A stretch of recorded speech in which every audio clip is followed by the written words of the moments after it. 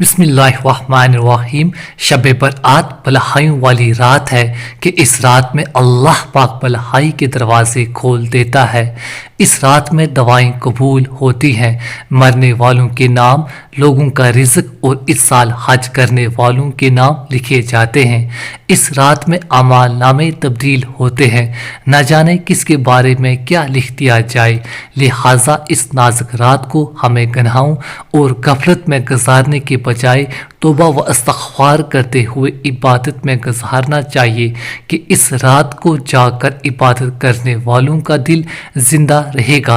जैसा कि नबी करीम सल्लल्लाहु अलैहि वसल्लम ने अरशाद फरमाया, जिसने ईदैन यानी ईद उल फितर और ईद उल अज़हा की चांद रात और शाबान अज़ीम की 15वीं रात यानी शब बरात इबादत में जाकर गुजारी, उस दिन उसका दिल नहीं मरेगा जिस दिन लोगों के दिल